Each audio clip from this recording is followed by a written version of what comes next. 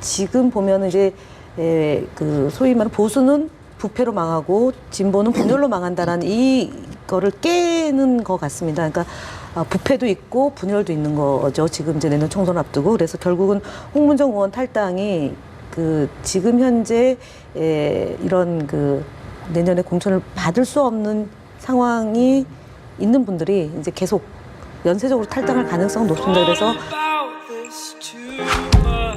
한국당도 네. 이제 이렇게 장외 투쟁을 쭉 하고 나서 경제가 어렵다라는 건 공감한다, 안다 때문에 경제를 좀 살려야 한다라고 이야기를 하고 있는데, 그럼 추경안을 처리하고요. 근데 이제 거기에 있어서 네. 이제 한국당이 바라보는 시각에서는 방법론적으로 추경안은 아니다라는 게 한국당 입장 아니겠습니까? 아니 그동안 추경안이 무슨 문재인 정부 때만 등장한 것이 아니지 않습니까? 이명박 박근혜 정부 때도 필요한 사안이 발생하면 추경을 편성해서 투입을 하는 거죠.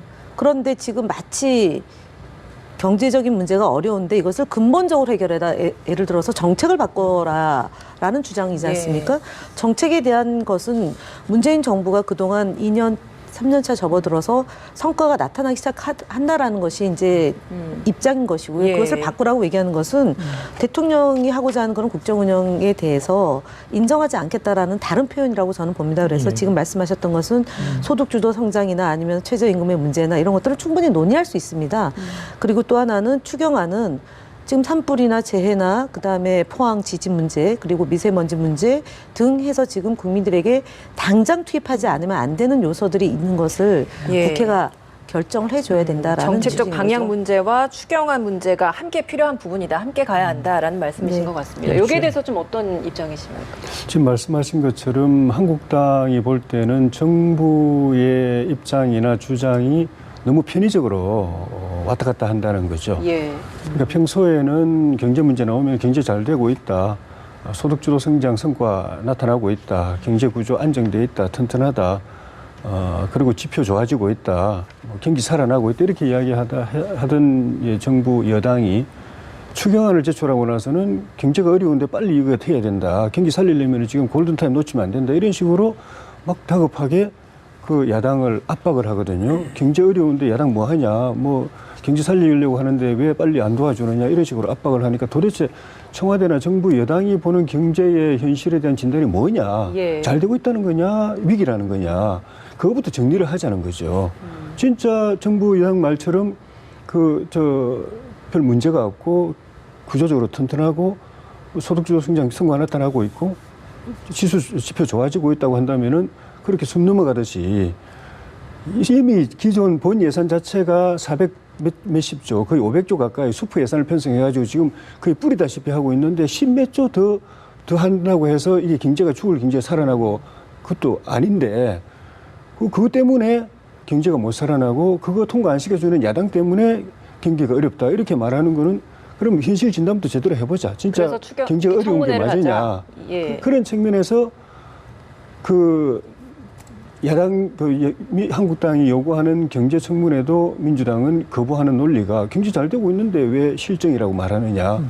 그리고 우리 보고 실정을 인정하라는 거냐 이런 식으로 반대를 하고 있으니까 정부 여당 입장을 정리를 좀 하자라는 드릴게요. 거죠. 예, 말씀하신 대로 한국당은 청문회를 계속 주장을 하고 있는데 우리 김 의원님 얘기나 여당 얘기는 애결이나 상임위 또 대정부 질문을 통해 얼마든지 정부의 경제정책 관련해서 질타를 할 수 있고 비난을 할 수 있다. 그런 자리들이 마련이 있으니까 일단 들어와서 얘기를 해라. 청문회는 안 된다 하지 않습니까? 일단 여당도 방금 말씀하신 것처럼 어떤 그런 국민의 어떤 책임감 때문에 국회를 열 수밖에 없는 상황인데 한국당도 계속 이렇게 자꾸 증언에서 제외되어 있는 상황이라면 굉장히 부담이 될 것 같아요. 예. 예. 그렇다면 결국 들어와야 되지 않겠냐. 그렇다면 또 다시 어떤 명분을 줘야 되는 건가.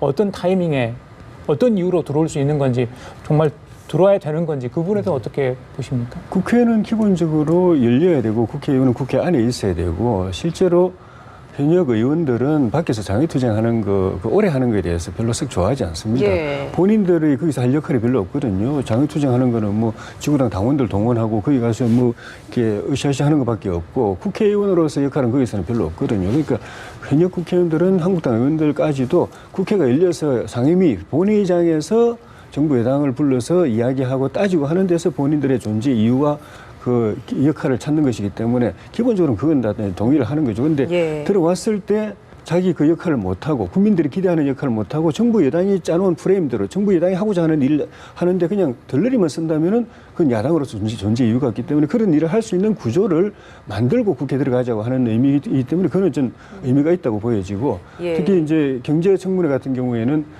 말씀하신 뭐 본회의장에서 주장한다든지 실정을 지적한다든지 또는 뭐 자유발언을 통해서 지적하는 것도 할 수 있지만 그거는 여야가 서로 각자 엇갈린 입장을 일방적으로 주장하는 것 뿐입니다. 사실 규명이 안 됩니다. 실제 경제가 상황이 어떠냐, 실상이 어떠냐를 규명하려면은 정부 자료가 와야 되고 정인들이 와서 전문가들이 그 의견을 제시를 해야 되고 하면서 실상에 대한 접근이 가능하죠. 일방적인 그 주장하고는 다르게. 그러려면 청문회를 해야 자료 요출을 할 수 있고 제출 요구를 할 수 있고 정인들을 부를 수 있기 때문에 청문회를 하잖아요. 예. 제가 한마디만 더 붙이면은요. 네, 경제청문회를 요구하는 것은 경제청문회를 하겠다는 게 아니고요. 한교안 대표의 1대1 회동을 하기 위한 하나의 고리다라고 봅니다. 네, 제가 그건 볼 어떤 때는. 의미입니까? 그러니까 1대1 하기 위해서 그러니까 예. 여러 가지 주장을 펼쳐놓고 그중에 이제 두세 가지를 취사 선택하게 되지 않습니까? 협상이라고 경제청문회를 한다면. 포기하는 대신에 그러니까 경제청문회를 회동을 또 받아들여라. 그러니까 경제청문회가 뒤늦게 등장한 거지 않습니까? 예. 현장의 목소리를 대통령께 반영하겠다, 주장을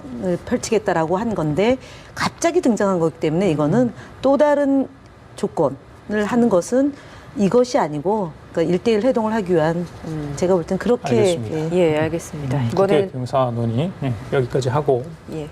다른 이야기를 좀 해보겠습니다. 중앙지검장 얘기 좀 하겠습니다. 어제 대통령이 지명을 했습니다. 4명의 후보군 중에 물론 예상을 했다는 이야기도 있고요. 뭐 청와대가 이미 낙점을 하고 있었다. 뭐 여당 쪽에서는 다른 분을 같이 올렸는데 뭐 청와대에서 윤석열 지검장을 낙점을 했다 이런 이야기가 나옵니다. 일단 여야 평가는 엇갈리는데 그분에 대한 평가는 차치하더라도 여러 가지 뭐 부담이 있었는지 부분을 좀 여쭙고 싶은데 어떻습니까? 적폐청산과 공소 유지를 하기 위해서 이제 윤석열 검찰총장으로 지명을 했다라고 이제 청와대는 발표했는데요. 저는 개인적으로 제가 국정원 감금 사건의 재판을 5년 가까이 받았습니다. 마지막에 이제 대법원에 그 검찰이 이제 상고를 한 거죠. 그런데 지금 윤석열 검찰총장 내정자가 가장 고초를 겪었던 것 자체가 국정원 수사를 제대로 하겠다. 그다음 국정원 직원에 대해서 구속영장을 청구하니까 당시 이 법무부 장관이었던 한교안 장관께서 너무 나가는 것 아니냐라고 그 구속영장 청구에 대해서 질타를 하니까 관련성이 있다. 그러니까 당시 법무부 장관이 윤석열 검찰총장 내정자에게 외압을 행사한 것이라고 생각한다라고 얘기를 하면서 상간의 위법한 지시를 따를 수 없다. 다만 조직을 위해서 충성하겠다라고 얘기했던 것이 아마 국민들의 큰 울림으로 남아있다고 저는 봅니다. 그래서 윤석열 검찰총장 내정자의 지명에 대해서 야당이 반발하는 것은 지금 시대가 원하는 제대로 된 수사, 그다음에 어떠한 외압에도 굴하지 않고 자고우면하지 않은 검찰의 진면목을 보고 싶어하는 그런 국민들의 요구를 반영한 인사이기 때문에 야당이 반발하는 거다. 특히 자유한국당이 반발하는 거다라고 봅니다. 저는 개인적으로 저분이 진짜 우리 사회의 뿌리 깊은 잔재들을 좀 청산해내고 검찰이 국민들로부터 사랑받는 검찰이 될 수 있도록 자리매김하는 그런 족적을 남기는 검찰총장이 되시기를 좀 기대합니다. 예. 네. 야당의 우려는 어디에서 비롯됐다고 보십니까? 사실 뭐 아는 사람들은 다 윤석열 검찰총장 될 줄 알았죠. 왜냐하면은 문재인 대통령이 취임하자마자 검찰총장 인사할 때 그때 이미 토론 이야기가 청와대에서 맨 먼저 윤석열 그 차장검사한테 총장으로 하라고 그랬더니 그거는 곤란하다 그래서 낮춰서 서울중앙지검장으로 했고 결국 총장 하게 될 거다는 그 이야기를 제가 그때 2년 전에 들었었으니까 그거는 대통령 인사를 할 때 있어서 지금 정부의 국정 제1과제인 적폐청산이라고 하는 이 작업을 하는 데 있어서 지난 정부하고 각을 세웠던 대립했던 윤석열 검사만큼 더 적임자는 없다. 그리고 어차피 이거는 뭐 특수수사로 해야 되는데 특수통이기 때문에 또 특수검사들 많이 또 거느리고 있기 때문에 그 팀을 도입할 수밖에 없다고 하는 거는 이제 그 당시 아는 사람들은 다 알고 있었고 그런 측면에서 거꾸로 야당의 입장에서는 이 적폐청산이 정치보복이다라고 보고 있고 또 수사 과정에서 검찰의 정치적 중립성, 독립성은 다 무너졌다고 보고 구체적으로 수사 절차에 있어 가지고 무차별적인 그 압수수색 영장이라도 한다든가 또 피의사실 그 유포가 또 전방위적으로 이루어진다든가 또 여론몰이식 수사를 한다든가 이런 것들이 다 불법 수사다라고 야당은 보고 있고 또 국민 일각에서도 적폐 수사에 대한 피로감이랄까 이런 것이 형성되고 있는 차원에서 이걸 3년 더 임기 말까지 더 연장하겠다는 메시지이기 때문에 야당으로서는 굉장히 반발할 수밖에 없는 입장이고 예. 그런 측면에서 청문회가 굉장히 야당으로서는 할지 안 할지 아직 뭐 공식적으로 이제 발표는 안 했지만 하게 된다면은 굉장히 세게 하지 않을까 하는 그런 생각이 들고 예. 그렇게 본다면 역으로 본다면은 윤석열 검사장이 총장이 돼가지고 적폐 수사를 더 3년간 더 연장하는 것이 정부 여당에 과연 이득일 것인가 하는 데 대해서 여권 안에서도 좀 갸우뚱하는 사람들도 있는 것 같습니다. 예. 사실 청와대 입장에서는 적폐청산 그리고 검찰 개혁의 적임자다라고 이야기를 했는데 임명을 하면서 내정을 하면서 근데 과거에 이제 문무일 검찰총장 내정을 할 때도 검찰 개혁의 적임자다라고 이야기를 했었습니다. 근데 사실 이제 검찰 개혁안이 나오고 나니까 반대를 하는 입장을 표명을 했었거든요. 근데 이번에 윤석열 내정자 같은 경우에도 굉장히 검찰주의자다라는 평도 있고 해서 경찰의 1차 수사 종결권 같은 것들을 하는 데 있어서 아직 공개적으로 본인의 개인적 입장을 표명한 적이 한 번도 없거든요. 때문에 이번에는 좀 반대하는 입장을 내시지 않을까라는 시각도 있던데 여기에 대해서는 어떻게 보십니까? 그거는 예측할 수 없는 사안이라고 저는 봅니다. 그러나 다만 그동안 국정원에 대한 수사라든가 아니면은 최순실 특검에서 팀장으로 활동하면서 우리 사회에 뿌리 깊었던 사실 국민들이 굉장히 놀랐던 거 아닙니까? 지금 적폐청산을 더 하는 것 아니냐, 3년 내내 하는 것 아니냐라고 얘기하지만 끝날 때까지 끝난 것이 아니다라고 볼 수밖에 없지 않습니까? 이후에 이제 우리가 계속 드러난 것 보면 기무사나 경찰을 동원한 그런 불법 행위가 있었던 것이고요. 심지어 대법원장이 상고법원을 만들기 위해서 재판에 개입한 흔적들이 나온 것이고 재벌이 정권과 결탁해서 자신들의 이득을 추구하려는 가장 여러 가지 불법 행위가 드러났기 때문에 국민들이 적폐청산에 대해서 피로감을 느낀다라고 얘기하는 것은 박근혜 전 대통령의 을 여전히 두둔하고 있는 세력들 안에서 있는 것이고요. 또는 칼날이 자신들에게 들어올 것에 대한 우려를 갖고 있는 불법 행위를 한 사람들이 부담을 갖는 거지 일반 국민들은 그렇지 않다. 상식적으로 놓고 볼 때 법 위에 법이 없듯이 국민들은 군림하지 않아야 된다. 그러니까 특혜를 누군가가 독점대로 갖는 것을 반대하고 있기 때문에 제가 볼 때는 검찰총장이 지금 내정자가 이제 청문회를 준비하면서 그동안 검경 수사권 문제라든가 아니면은 지금 상정되어 있는 법이 있지 않습니까? 문무일 총장은 총장으로서 역할이 있었던 것이고요. 지금 이제 2기 검찰총장으로서 윤석열 검찰총장 내정자는 그동안 이제 본인이 겪었던 그런 핍박도 있는 거지만 그것이 검찰이 어떻게 반석 위에 올라갈 때 국민들로부터 지지를 받는가라는 점입니다. 그래서 아까도 말씀드렸지만 조직을 위해서 사람을 위해서 충성하지 않는다라는 것은 뭐냐면 국민이라는 그러니까 검찰총장이 국민들이 바라는 검찰 개혁의 방향에 대해서 충분히 인지하고 갈 거다라고 저는 봅니다. 네. 자, 시간이 많지 않은데 짧게 하나만 여쭤볼게요. 한성교 사무총장이 사퇴를 했습니다. 건강상의 이유인데 제1야당의 사무총장 그리고 총선을 앞두고 있고 황교안 대표의 최측근으로 알려졌죠. 그런데 3개월 만에 사퇴를 했습니다. 뭐 갈등설 아니면 뭐 주요 정책 과정에서 소외됐다 여러 가지 얘기가 나오던데 우리 조의원님께서는 어떻게 이 갑작스러운 결정을 했다고 보십니까? 저도 정확한 건 알 수가 없죠. 본인도 뭐 딱 이거다라고 이야기를 안 했기 때문에 본인 공개적으로는 공식적으로는 건강상 이유라고 이야기했는데 당사자가 내년 선거를 앞두고 5선에 도전하는 선거를 앞두고 있는 정치인이 내가 건강이 안 좋다라고 이야기하는 거는 역설적으로 건강이 별 문제가 없다라는 의미입니다.